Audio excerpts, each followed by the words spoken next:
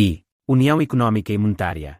As instituições económicas devem servir os interesses da maioria, não de uma elite. As políticas de austeridade na zona euro agravaram as desigualdades entre Estados-membros, regiões e classes, impedindo os governos nacionais de ultrapassar as suas dificuldades económicas através de um reavivar do seu mercado interno. Se é certo que o Fundo de Coesão da UE tem o seu papel no reequilibrar da economia europeia, é igualmente certo que podemos ir mais além no sentido de democratizar as finanças públicas na Europa, evitar outra crise financeira e devolver a confiança no projeto europeu. Temos de acabar com a crise do euro antes que ela acabe com a Europa. 1. Expandir o orçamento da UE. O orçamento da UE é uma fonte vital de investimento para todos os Estados-membros. Propomos medidas para aumentar o orçamento da UE, igualando estes compromissos de despesa com recursos próprios da UE. Este orçamento ambicioso será reforçado por várias vias, através de uma taxa nas transações financeiras, da introdução de novas obrigações europeias para financiar projetos de infraestruturas, ou do combate às alterações climáticas, dando ênfase à ideia de que quem polui deve pagar por isso. Neste contexto, propomos o alargamento da taxa de emissão de carbono, denominada de Mecanismo de Ajustamento de Carbono nas Fronteiras, CBAM, a mais setores também poluentes e a ampliação do alcance do imposto sobre os plásticos. 2. Desenvolver a ferramenta de controle orçamental. A transparência do orçamento europeu é essencial ao combate contra a corrupção e para assegurar um uso justo do dinheiro da UE. Propomos o desenvolvimento de uma ferramenta digital que permita a consulta pública do orçamento da UE, tornando mais claro onde é aplicado e de que forma é executado. Esta ferramenta permitirá também consultar os resultados obtidos pelos projetos financiados. Através deste mecanismo, visamos fortalecer o papel da sociedade civil no escrutínio das despesas da UE, num orçamento que nos influencia a todos. No mesmo sentido, lutaremos pelo fim do sistema de informalidade e opacidade sob o qual atua o Eurogrupo. 3. Democratizar o orçamento da UE. Embora desempenhem um papel central nas finanças públicas, os cidadãs e pessoas residentes têm pouca influência sobre a forma como é desenvolvido e decidido o orçamento da UE. Como tal, apoiamos novas medidas que devolvam às pessoas o controle sobre os recursos da UE. Todos os partidos europeus devem publicar as suas prioridades orçamentais antes das eleições para o Parlamento Europeu, a fim de permitir que os eleitores expressem as suas preferências em relação às despesas da UE. 4. Universalizar o Mecanismo Europeu de Estabilidade. Os cidadãos, as cidadãs e as pessoas residentes na UE devem ter uma voz ativa nas instituições económicas mais poderosas da Europa. Iremos lutar para que o Mecanismo Europeu de Estabilidade, MEE, fique sob jurisdição da UE, reforçando o papel do Parlamento Europeu na gestão dos seus assuntos e decisões e pondo fim aos poderes de veto que permitem aos países ricos impedir que o MEE sirva aos países com menos recursos financeiros. 5. Democratizar o Banco Central Europeu.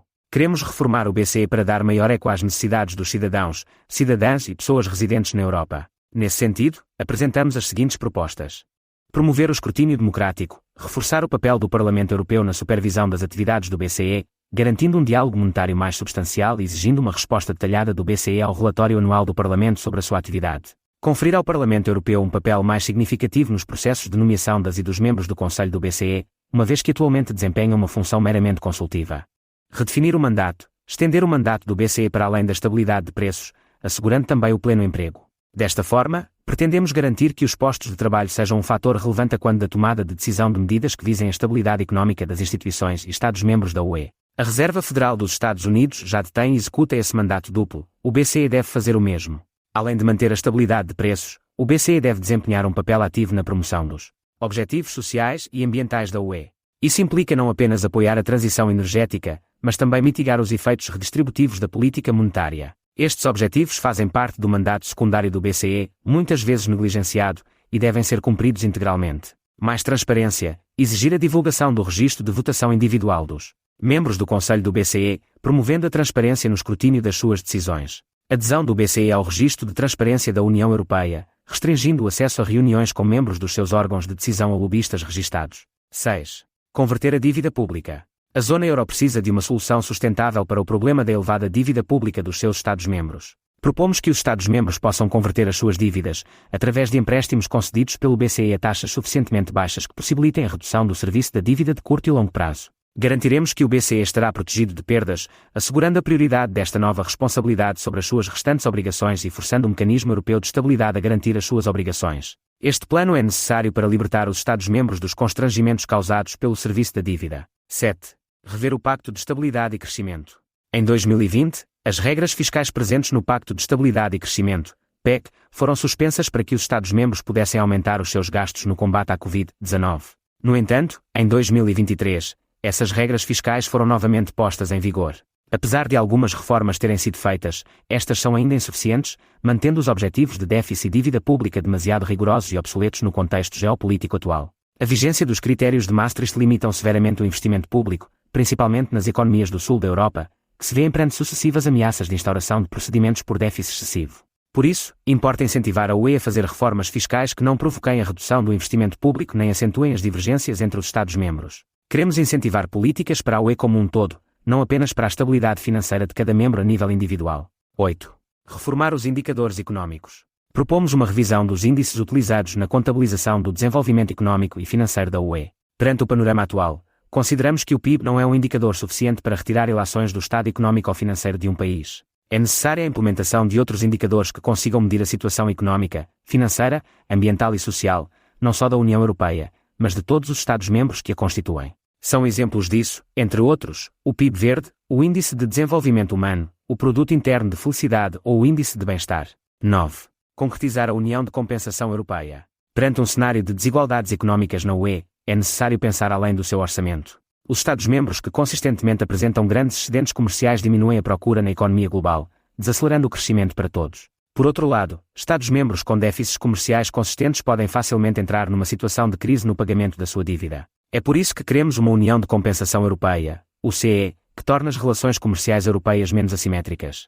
A OCE criará uma unidade de contabilidade comum e avaliará as importações e exportações de cada Estado-membro. Também taxará os países com maior excedente comercial, revertendo esses fundos adicionais para regiões com menor acesso a fontes de investimento. Desta forma, a OCE irá reduzir significativamente as desigualdades estruturais entre os Estados-membros europeus. Além disso, incentivará os países com grandes excedentes comerciais a aumentarem os salários e investimentos, reduzindo também a desigualdade dentro de cada Estado-membro. 10. Completar a União Bancária. Propomos completar a União Bancária para garantir a integridade da zona euro e protegê-la de futuros choques financeiros. O esquema de seguro de depósito europeu de risco partilhado por toda a zona euro foi um passo em frente, mas insuficiente. Propomos uma diretiva de recuperação e resolução de bancos mais abrangente, para que seja aplicável a todos os bancos em situação débil atualmente em operação. Propomos transferir esses bancos para uma jurisdição da zona euro a fim de os reestruturar e recapitalizar. Propomos também separar a banca comercial da banca de investimento em toda a UE. 11. Transformar o mercado único. Ao princípio da livre concorrência no mercado único europeu, contrapomos o princípio da solidariedade. Propomos alterações fundamentais nos regulamentos que definem os auxílios estatais na UE, de forma a permitir que os governos possam fornecer melhores serviços públicos. Alargaremos o regulamento de minimis, que atualmente permite apoios excepcionais a empresas de até 200 mil euros num período de 3 anos, com a garantia de que não afetam a concorrência, a fim de viabilizar o investimento em serviços críticos por parte das autoridades públicas. Garantiremos o direito de remunicipalizar estes serviços, se necessário. Defendemos que as empresas públicas, pelo simples facto de o serem, não podem ser prejudicadas na sua recapitalização face aos concorrentes do setor privado. 12. Construir o Tesouro Europeu. Apoiamos a criação de um Tesouro Europeu que expanda radicalmente o investimento em toda a Europa. O atual conjunto de políticas, do Pacto de Estabilidade e Crescimento ao Pacto Fiscal Europeu, causou uma falta de receitas fiscais a nível europeu, gerando uma crise de subinvestimento. O Tesouro Europeu removerá essas restrições por meio de uma combinação de impostos europeus e obrigações, Eurobonds. Este tesouro poderia, entre outros projetos, concretizar o novo Pacto Verde através da emissão de obrigações.